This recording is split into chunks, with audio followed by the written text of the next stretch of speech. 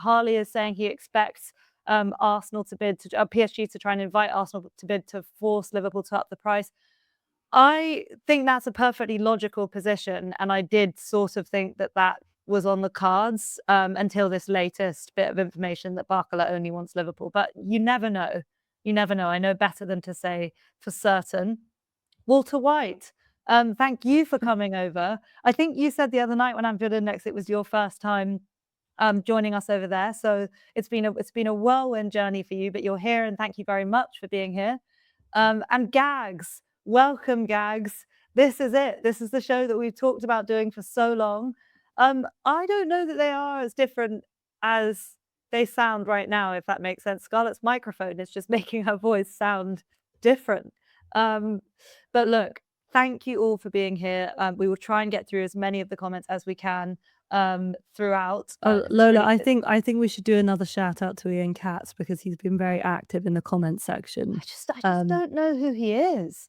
I just don't know who he could be. He seems to share part of our surname, but I just have no idea who he could be. And also his opinions feel a bit, I don't know, ChatGPT. But there we go. Look, shout out to Ian Katz, shout out to the entire chat. Thank you all for being here. We are now going to move on and talk some more about transfers because we all love transfers. Scarlet, what do you think Arsenal are going to do in the rest of this window? What's the absolute priority for Arsenal now? It's an interesting question, Lola, because the answer is I don't know. And you asked me today before the show to tell you something that was happening on Arsenal Twitter, and I can tell you there's nothing happening on Arsenal Twitter apart from everybody watching the highlights of the Community Shield. I think to that, end, no news is good news. I do think Arsenal will do something. If you look at the comments Mikel Arteta made after the game, he was very much encouraging the club to show the ambition that got them to this point. Obviously, those of you who are Liverpool fans will not be familiar with Andrea Berta's steak cooking barbecue transfer method, and that is to bring multiple steaks, multiple prime cuts of meat to the point of readiness before. Listen, multiple steaks to the point of readiness before selecting the juiciest, most delicious one from the barbecue to eat. So it's true. The way he operates is to basically strike multiple deals at once. So I know that Andrea Berta will be talking to a raft of players. The issue is he going to cook the steaks? Is he going to cook the steaks too much or not enough or pick the wrong one with that? I think if you don't focus your resources on something, do you lose out? Theoretically, should Arsenal have decided we go all in for Barcola when they missed out on Vinny? It doesn't seem to be his style. I think there will be something, but given that we've now been linked to people like Victor Osimhen, it makes me think, are we moving to a more pragmatic approach? I've also heard Iliman Ndiaye banded about as a name, and I'm not mad. I'm not mad about that because, as we discussed previously, I'm not sure what there is out there that you can get for a proper price that is definitely better than what we have. And I think Arsenal's focus this summer, you asked me what we need. What we need is to raise the ceiling. We all watched that Champions League final against PSG. I thought Arsenal gave everything they possibly could, and everything they possibly could was to keep the best team in the world out. But they now need to find that difference going forward. And they were obviously, I say this as I am an Arsenal fan, I'm biased towards him, but Bukayo Saka was not the Bukayo Saka we know. I think he has, without a doubt, the capability to be an elite attacking talent in the world. But he wasn't that night, and Arsenal need more of that. So the question is, what can we do that raises that attacking ceiling, I think? Well, I do think Barcola would, on the left wing, raise the ceiling for Arsenal because obviously you've got Saka on the right. There are certainly ways that you could raise the ceiling by signing a striker that isn't Victor Gyökeres. I know Kai Havertz is going to start lots of games. I'm a big fan of Kai Havertz. I think he's a massively underrated footballer. I do also, I think you could upgrade on him. You could have signed a Julian Alvarez or an Alexander Isak for argument's sake last summer. But yeah, as you say, there aren't many players available in a suitable budget that Arsenal are shopping in that would improve you. I think it's before I even saw the news about Barcola, wanting Liverpool, I was already feeling more confident about that one because it feels to me that Arsenal have decided after kind of they made inquiries about Jarell Quansah. Has there been there's been another set? Ezri Konsa, Arsenal have also been sniffing around. It feels to me that Arsenal have two priorities. They still want to bolster the attack with a left winger, but they also seem to want to sign a right back come centre back to cover Saliba, to cover Timber. So weirdly, those aren't necessarily ceiling raiser signings actually. When you look at it, I think Ben White seems like he's probably going to leave if they allow him to leave. So the point is, I think Arsenal. No, I don't think Ben White will leave. Gosh, your microphone is crazy. I don't know who I'm talking to. It's like a sultry woman. But I feel like Arsenal have about 100 million, but they need to split it across two players, is what I'm trying to say. I think that's my view on it, that it's unlikely they've got or maybe they've got the Vinny Jr. money, but it has to be spread across two players now. I think Lola, I think that's interesting. I from everything I've heard from Arsenal journalists, despite the massive outlay and despite the fact that there is an agreement that Arsenal need to sell, there is no sense that there is a limit on what we could spend, and there is also no sense that we have to sell before we buy. So I don't think Arsenal are going to spend 100 million on a defender alone, but I think that if Julian Alvarez were available and he wanted to come to Arsenal, they would go and get him if they could, whatever that fee was. Yeah, I mean, I think a lot of clubs feel like that, Barcelona included. So I think the question is, can Arsenal kind of take advantage of Barcelona's financial issues and get the player in? Let's move on though. You haven't really managed to give me many names. I do want to press you for names just because that is what ins and outs actually. You don't have to necessarily give any particular reason why you think these things, but if you were to just cast your mind a couple of weeks into the future, who have Arsenal signed and who have they sold? Well, it's an interesting one because Haylor Matthias, I don't know, he's a regular with you, Lola, you know him well, is asking, what he's asking, what's going on with Miles Lewis Skelly? Is he for sale? And he's also saying, you get the impression. Oh, I've lost his comment, but he's saying you get the impression that Miles Lewis Skelly, Gabriel Martinelli, and Ethan Ranieri offered to the dark web to anyone interested. Well, I'm not sure about the dark web, but I think he has identified some players who I think could be on the move. I think Gabriel Jesus out, I would say, had nothing to do with the Community Shield.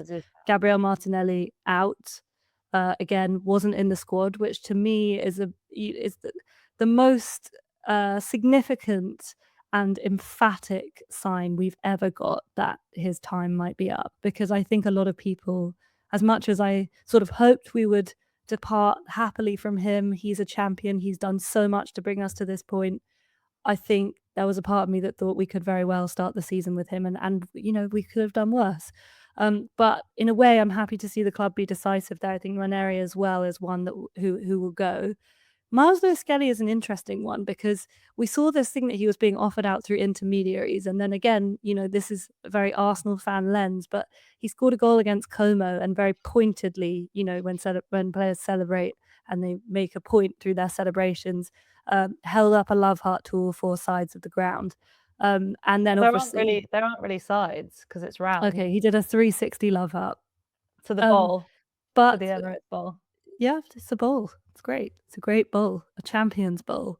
Anyway, in the Community Shield, I don't know if you guys would have all seen the goal, but his contribution to the first goal, his assist, is something I believe in this current team only Miles Lewis Skelly can do, and it was his super strength, which is receiving the ball in traffic and getting away from a tight situation, and his passing ability. So I think he kind of has slightly made a case for himself of like, look, I have such outlandish weapons. He's a bit, I think Miles Lewis Skelly, to put him in a Liverpool context, is a bit of a Trent.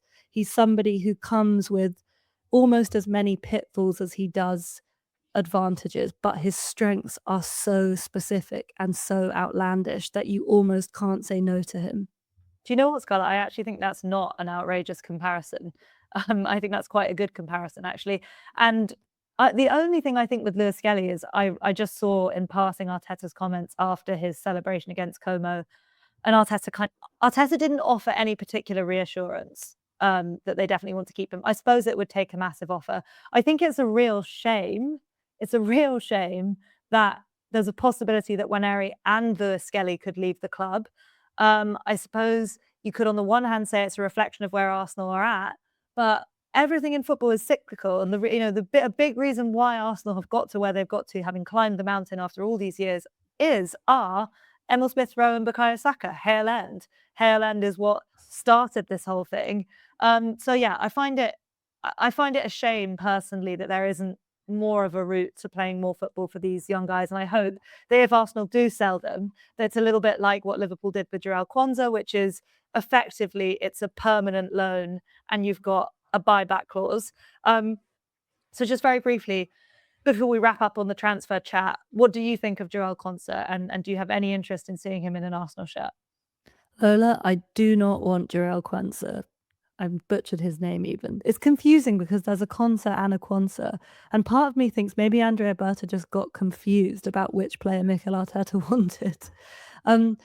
I think, sorry, this isn't going to be brief because I think there is a fundamental question that it poses about our squad here. I don't think Jarell. Yeah, okay, Neil can't forgive Martinelli for attacking Conor Bradley. The less said about that, the better. I think Martinelli is genuinely a good guy. I think he was caught in the heat at the moment. I don't condone Arsenal players pushing other players off the pitch, but I can see in the atmosphere of the game at the moment that the game was chasing a goal in Arsenal's case that Martinelli just thought, you're time wasting. It's not right that he did that, though, and I'm sorry. I'm sorry to Conor Bradley. I'm sorry to Conor Bradley's family, and I'm sorry to the Liverpool Okay, wrap fans. it up. Could you finish your answer about Quansah? Jarell Because Quansah, there's I don't questions, want. Let me just tell you, I don't think Jarell Quansah is worth the fee that we would pay for him. Arsenal have Christian Mosquera already in reserve, who played quite a lot of times in the Premier League last season with mixed results. But I just think if you have a player who you're willing to suffer through being there, who is not as good as Saliba, who will cost your team a little bit, how much more will someone like Jarell Quansah give you? That's my question. Yeah, I think Jarell Quansah, it's the nature of the position that he plays, that the mistakes he's made on big stages like at Old Trafford when he gives the ball away and Man United score, they're highlighted. I think he's a wonderful player. He's been very trusted not by Arne Slot, but by Thomas Tuchel in the England super team. He's developed a lot. If and when when I think Liverpool decide to bring him back to the club, I think he will slot in and I think he's going to develop into a world-class centre-back. He's very young, very, very young in centre-back terms. But look, guys, that's it on the transfers for now. I'm sure we will circle back throughout the show. And please do keep us abreast of any bombers that may happen while we're on air, and we will discuss. Lola, say them bomber live. one more time. Like, why do you undermine me like that? You're so problematic. And Gags is out here defending you and saying you're a good one. Thank you, Because Gags. he's such a nice person. He's backing you, even though I think someone said Lola the goat further up the chat. Whoever that was, I'm thinking I'm gonna try and find it. I think it was Daryl. Oh, it's Daryl. Thank you, Daryl. I really appreciate it. Thank you for being here. Walter White had a question, which I'm going to try and pick out. Scarlet, do you want to take this one? Walter White says, can you ladies explain how you decided on supporting different teams, please? Yes, and I believe Ian Katz has also seconded this question. Who is So Ian Katz? the chat seems to really want to know why we decided on supporting different teams. Well, first of all, Walter, I wouldn't really say, and I think Lola will agree with me here, that it was an active decision, because obviously once you're locked in with your team, it doesn't really feel like a choice anymore. And boy, how I wished I could be a Chelsea fan or even a United fan growing up. I think we both wished, Scarlet. I think we both wished at times that we could be Chelsea fans, didn't we? I mean, Lola, I remember really viscerally trying to enjoy the image of John Terry with blue confetti falling down. Weird. No, my first game was at the Bridge. Yeah. So, sorry, Walter White, we're going really round the houses to answer your question, but basically we grew up in North London. We could see the Emirates from our bedroom window where we grew up. Our mum is a massive Liverpool fan, and Liverpool were on and around whilst we were growing up. But I think, mum made a very, very strong push for Arsenal because we lived local to Arsenal at the time. And she, thought that was the sensible thing to do and pushed us towards that. And I think I was a little bit, well, I was a little bit contrarian, but I also kind of was like, what? Can't just change things up on me. I had a Liverpool kit, 2 years ago, and I'd already made my commitment. At that time, I think I was telling people I supported Milan Baros because he had a ponytail, so he looked like me at the time. But yeah, I think it was basically that you obeyed mum and I disobeyed mum. Would you say that's a neater summary? Yeah. Okay. Sure. Um, but also on the Chelsea thing, just because we'll digress. We'll digress. Ian Katz is trying to accuse me of having a Chelsea shirt. This is outrageous. This is just a stranger on the internet. I don't know how he can know anything about me. Um, but no, I was tempted by Chelsea because my first ever game was at Stamford Bridge, sitting in the home end watching Liverpool get beat. And I remember going to bed that night and all I could see was the blue and white scarves swirling. But I felt really sad. Unfortunately, I felt really, really sad because I was, it already happened. And sometimes these things happen without you ever really being conscious of it. But I think I'm happy with where I ended up. My suspicion has always been, Scarlett, that you wish you were a Liverpool fan. I know that you cry when you hear You'll Never Walk Alone. I unashamedly, Lola, connect with all of the same things that I think you guys connect with about Liverpool. I think they are, and I say this, with so much anger and annoyance in my heart towards Liverpool in the present day. But as an institution, I think Liverpool are special, and I admire them, and I respect them for all of those things. And I think Arsenal and Liverpool should acknowledge their allyship more, which, I think it's fair to say Lola and many Liverpool fans have lost along the way. But we are not Manchester City, guys. We Oh are my not. God. Deselect. Deselect. That better be a joke. Deselect. That better be a joke. I'm not even sure I agree with you on that one, Deselect. But I'm glad that you're showing some support to Arsenal. Um, but I think there is a sympathy between those two clubs, two historically successful, huge teams in this country, two teams who Lola might debate this, but who have a kind of a vibe of class about them, classiness. I mean, Well, um, Arsenal, and Arsenal used to have that. and I think like again, I ram home the point because I think this is why I connect with Liverpool, because Liverpool are a proper football club. And you saw, I'm seeing what you're pointing out. I think it's a bit chicken and egg with who's annoying on social media with Arsenal fans, because I do think that the media seeks to wind Arsenal up, and I'm not even sure that's a controversial thing to say anymore. But I think when you see teams like Arsenal and Liverpool have success, and you see the support and the genuine emotion that that provokes in so many people, I think you realize why these two clubs are proper clubs. And that is why I feel sympathy and respect towards Liverpool, which I don't think is reciprocated by Lola. Look, guys, I on another show, I will tell you all about in fact, I'll do a whole show about how much I love the late 2000s Arsene Wenger Arsenal teams, and how the football really stirred my soul, and the identity of the club really appealed to me at that time. But I won't do that tonight, because we've digressed enough. And actually, I'm sure you're all here for a bit of transfer chat, but also probably because the season is starting in 4 days' time and you want to know about the title race.